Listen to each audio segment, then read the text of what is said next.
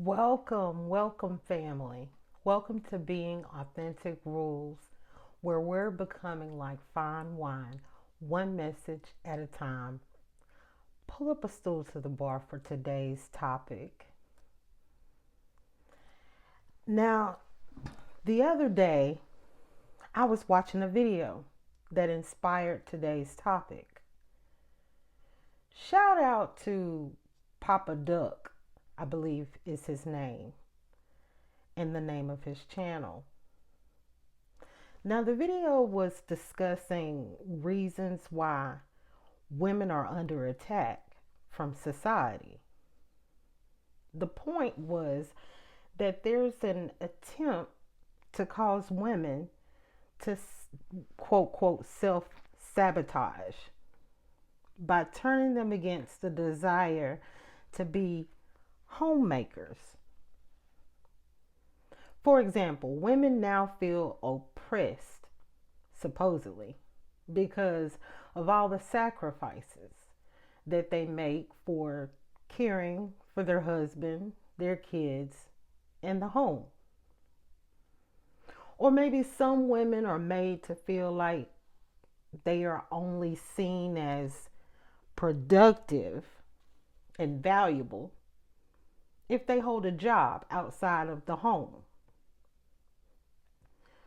Well, I'm here to say that on today, I completely agree with this analysis. However, we will discuss later on what I would like to add. But for now, here's why I agree. Have you noticed that even the children of the homes are losing respect for whatever the parent is or whoever the parent is that stays at home to take care of things?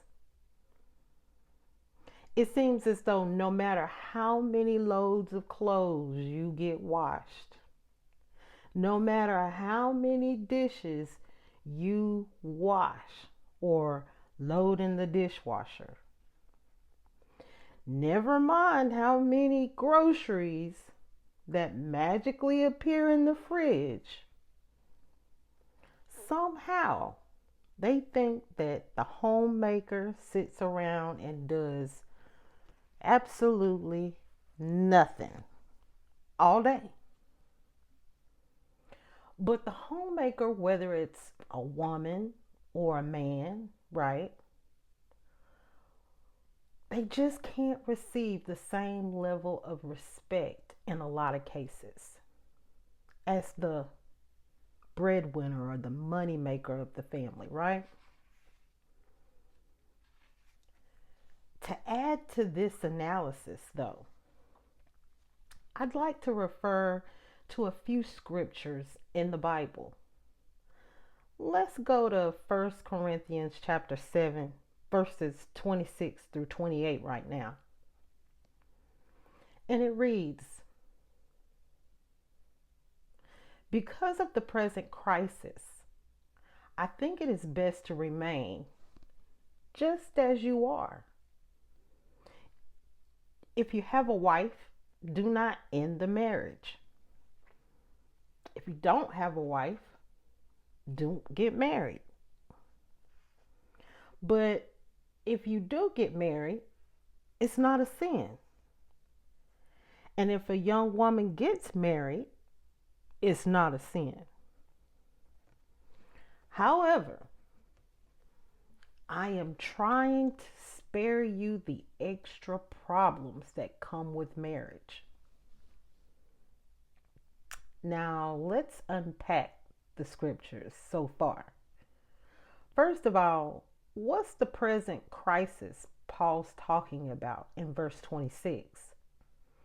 Well, I did a little digging, and scholars think that he's talking about the mass persecution against Christians by the Roman government that was slowly but definitely approaching at that time. Now, Paul admits that there's nothing wrong with deciding to be single or to marry, but he advises against marriage. Let's try to find out why. Let's read verses 29 through 30. It says, "Now let me say this, dear brothers and sisters. The time that remains is very short. So, husbands should not let marriage be their major concern. Happiness or sadness or wealth should not keep anyone from doing God's work." Let's stop right there for a second. Let's have a pause. Now, Paul is saying that marriage can be a potential distraction from doing God's work. Marriage can eat up your time to put toward your God-given assignment. So I guess what I'm trying to get at here is that it is possible that some women are waking up during this season to a few things. Like maybe they are feeling undervalued and unappreciated instead of feeling oppressed. Maybe women are still being nurturing, but are nurturing themselves more by not only putting God first in their lives, knowing that they have an assignment and a desire to fulfill it, but maybe women have put others' needs before their own for so long that they finally see a need to tend to their own needs as well.